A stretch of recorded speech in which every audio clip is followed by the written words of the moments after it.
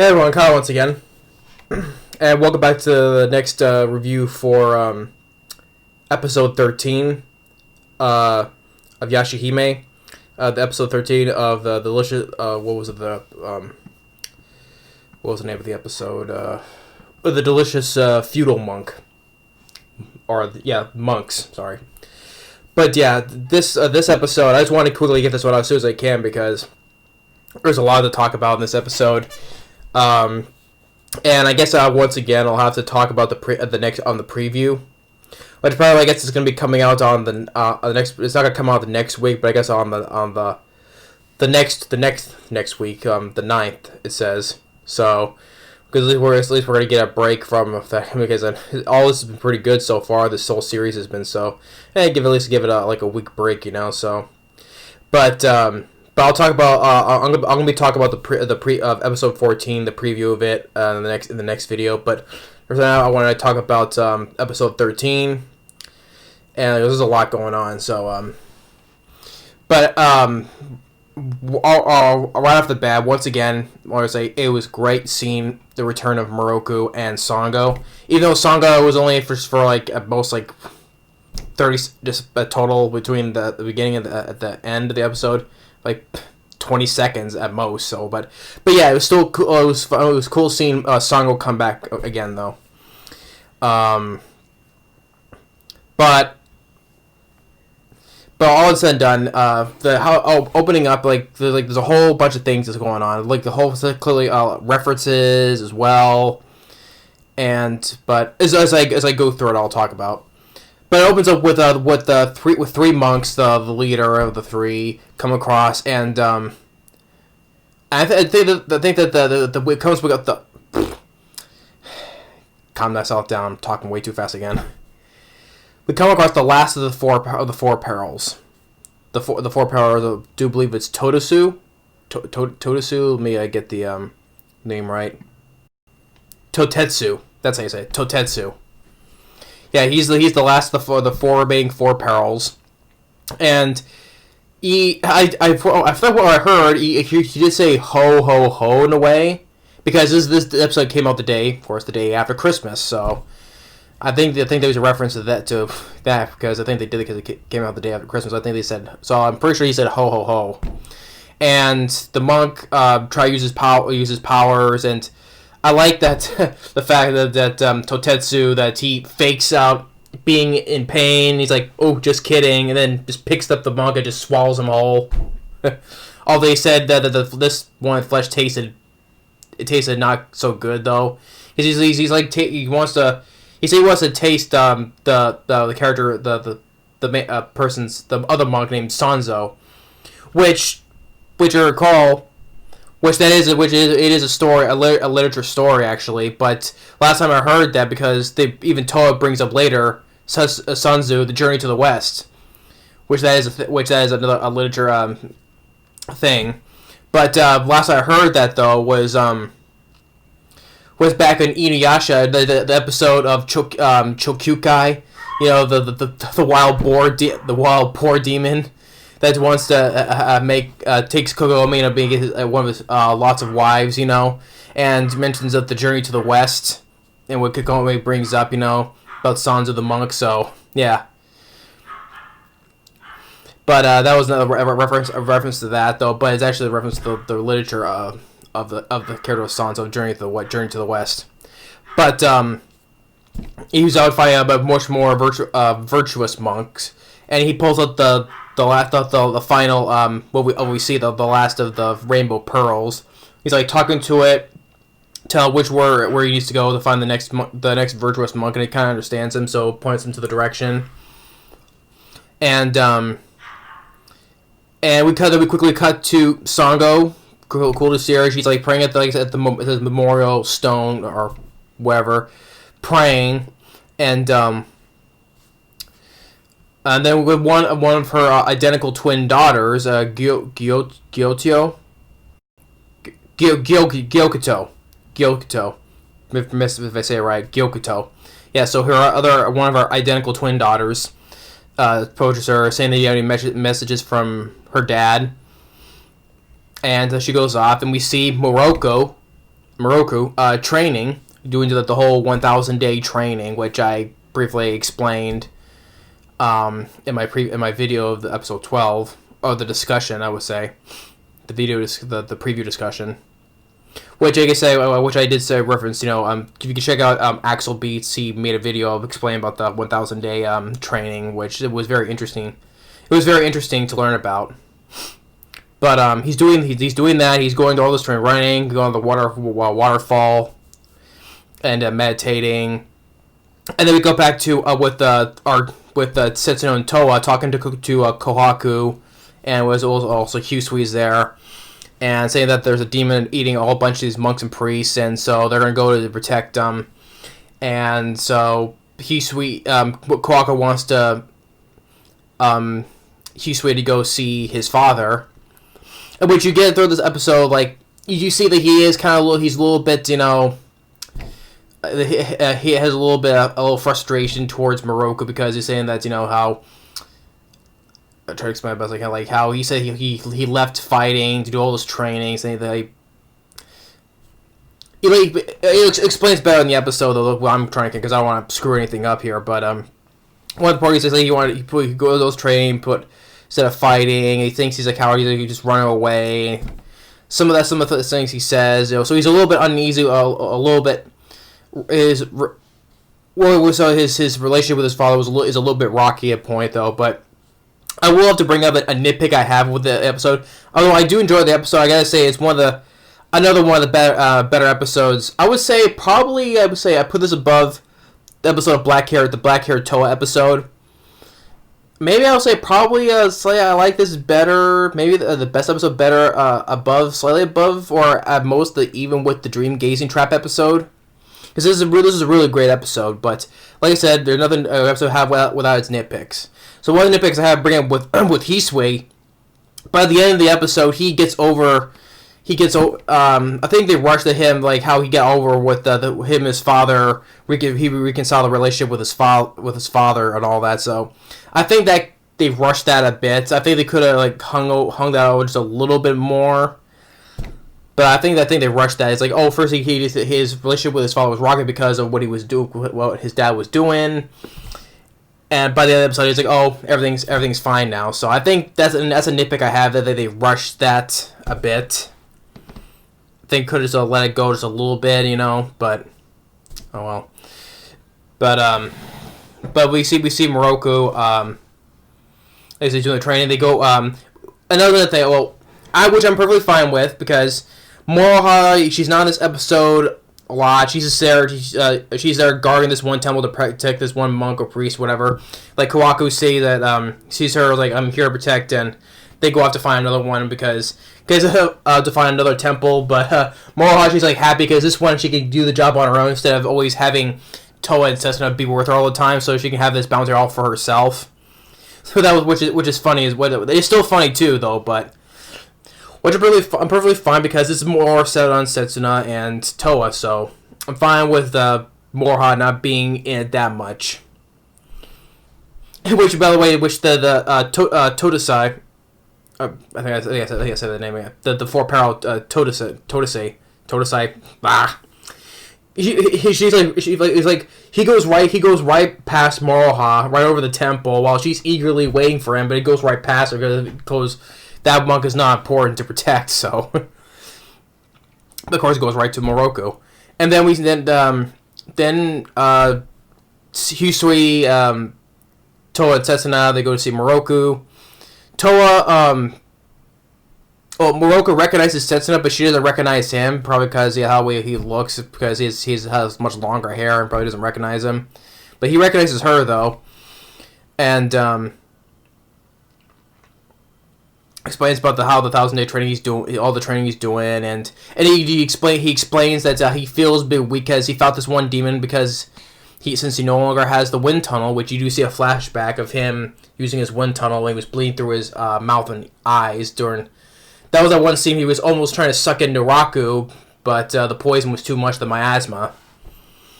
But I've seen that flashback though. But explain about how since he lost his wind tunnel, he doesn't feel quite as powerful since he couldn't defeat this one demon. So So he seeks to doing this to seek some divine power, but Hisui is kind of explaining, this may all be pointless because you may not get it, So that's one of the points that Hisui has with his dad. And then Gyokuto was there talking before they arrived. Gyokuto was talking with her dad.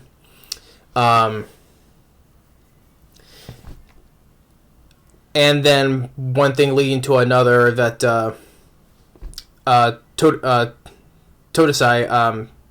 I keep saying Todesai because that's the blacksmith who forged the Tessega. I keep saying Todesai. Give me a second. How can I, within a span of 5 minutes, I forgot, keep on mispronouncing the name now. Shows how much my memory's going now. Totetsu. Sorry. Totetsu. So Totetsu, he shows up, and Marco tells him that he's one of the four perils, which he knows about the four perils now. So.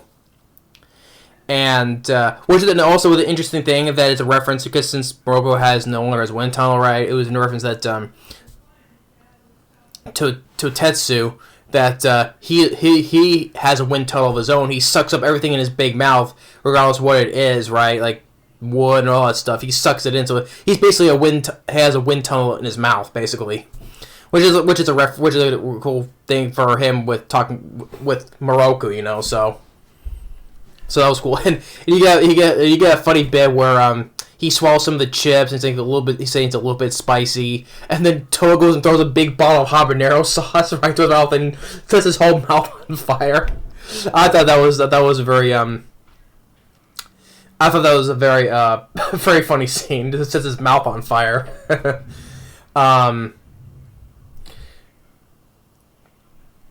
And then what else?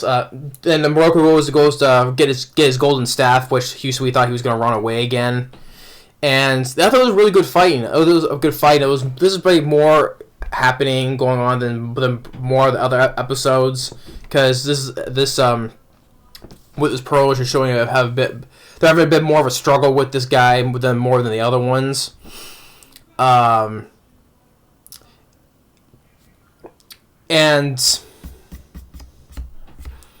And then Miroku tells Hisui, does he have any poison? Because of course maybe he can use because the wind tunnel as kind of is weak against with poison, because how with Miroku uses wind tunnel and Naraku's Saimyoshu, they are poisonous to the wind tunnel, so he probably can use that to weaken him.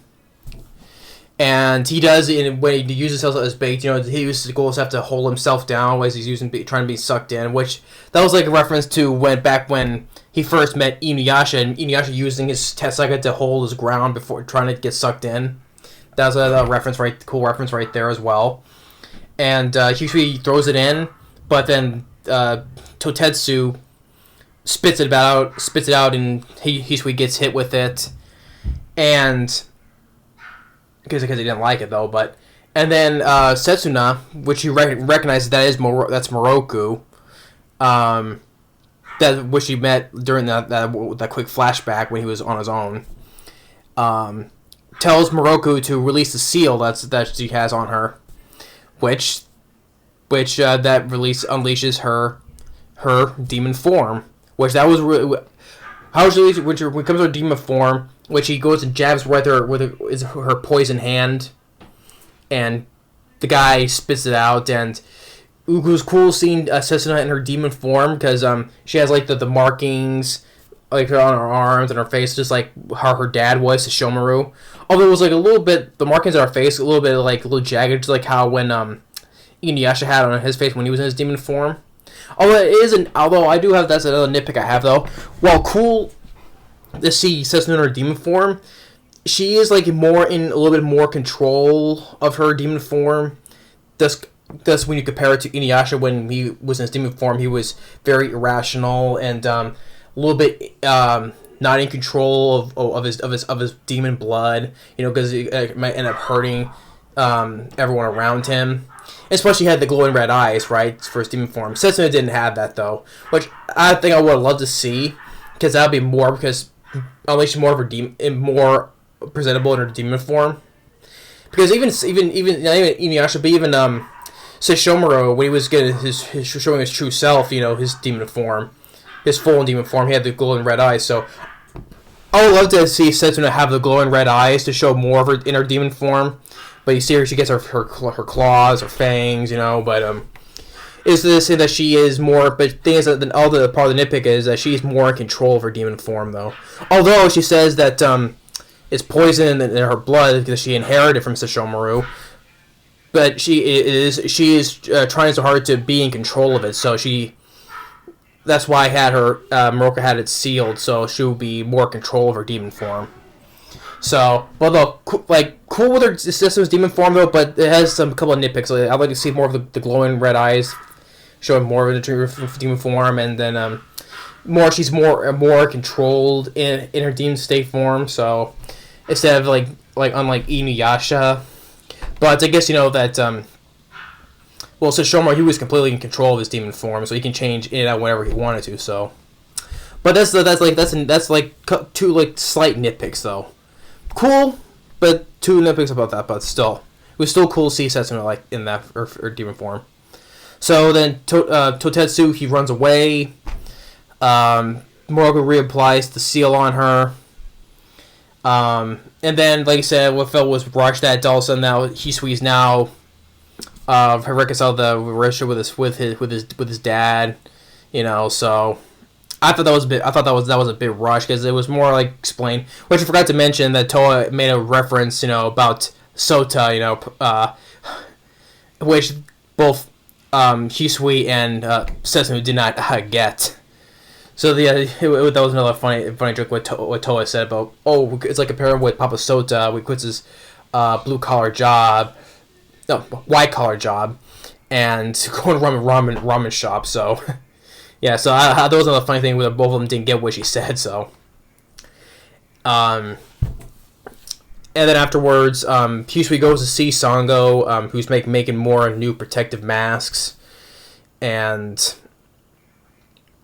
Which it was, like I said, it was cool to see Sango once again. It was great seeing her, even though, between the 5 seconds she had the memorial, then, basically 10 seconds where she was there making the mask, so. But hey, it shows that Sango, she still looks really beautiful, still, she has not aged at all, even though she's now, both her and Moroka are in their 30s now, so. Well, he's aged because he has longer hair, but Sango still looks the same as she did before.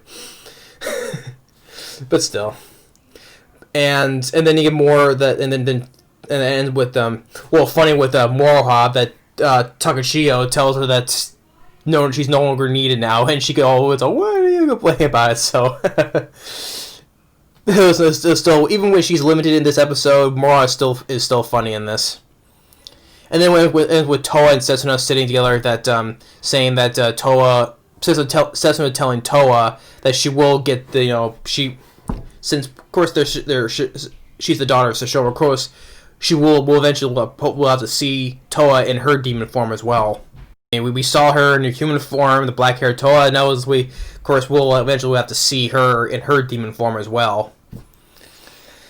Because like I said, like you said, you would inherit that, you inherited that blood too, because they're the daughters of Sesshomaru, obviously. So yeah, hopefully we'll see we'll see Toa in her demon form as well, but maybe because maybe if we see her in demon form, maybe she'll, unlike Setsuna, who's in control of her demon form, maybe we'll see Toa be more like Inuyasha, like her uncle, who was not in control of her demon form, of his demon form. So eventually we'll see that, though, because you saw her when she loses her human powers, becomes human. Now let's see when she becomes a full demon. So we'll look forward to seeing that, though. But so episode 13, it was a really great episode. I did say I think it's on par, or maybe slightly above the episode 8, the Dream Gazing Trap. So I'd probably say is the best episode I've seen. Probably, even though the nitpick, like I said, about with Husui and Moroku, the relationship with Husui and his father, the relationship they had, like how he says about him, he ran away, left us, and all that.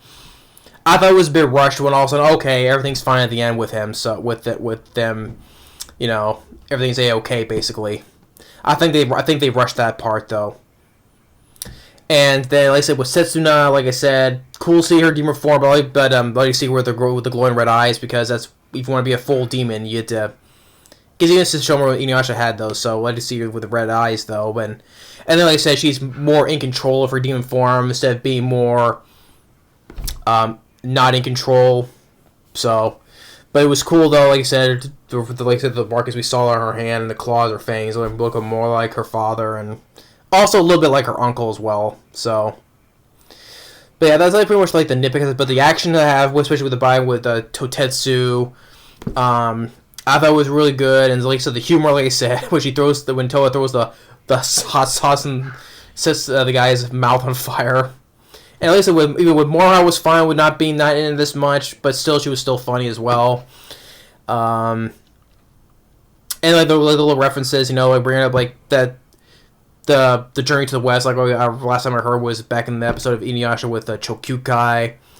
But like I said, it's a real literature thing, so it was cool referencing that as well. And then like how Baroko sticks his staff in, trying to get not sucked into the wind tunnel, just like how what Inuyasha did when they first met Moroku. So yeah, it was a lot. Everything was a lot going on in this episode, and I really did enjoy it. So I'll probably say slightly bit above the Dream Gazing Trap. So I'd probably say it is technically, to me, is like the best episode I've seen as of yet. But I enjoyed the Dream Gazing Trap, the black haired Toa.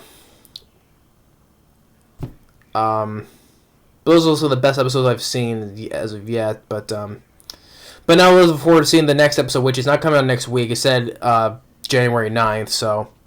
But it's entitled "The One Who Behind the Forest Fire." So I'll talk about the preview in the next video. So I won't get into it right now, but yeah, I enjoyed this episode a lot. It feels like each one is getting better and better, So, but the thing is, though, like I said, I forgot to quickly mention I forgot before I end this. I gotta mention that of course I knew to expect this. When we see Moroku and Sango, well, especially mainly Moroku, though, I knew that they mentioned that they didn't put together that they're the daughters of Sesshomaru, right? And I knew they were not going to mention that, and I knew they were not going to mention, where is Inuyasha, where is Kagome or Shippo, I knew they were not going to mention where are they, because he's been doing training and all that, and I don't know if Sango knows where they are, so I knew they were not going to mention, where is Kagome, where is Inuyasha, where is Shippo, so I gotta bring that up before I end this, so because I knew they were not going to mention that. But like I said, great seeing Moroku, great seeing Sango come back. So yeah, it was a really really good episode. Probably the best one, technically the best one I've seen as yet, as I point out. So yeah, but all the references I said about this episode, yeah, really good episode. So I'll have to wait till not the next week, but the following week for the new one. So. But yeah, so if I Mr. Craig, I said January 9th, so. But yeah, thanks for watching. I'll stay tuned with my discussion of the next episode, the preview discussion about episode 14 later.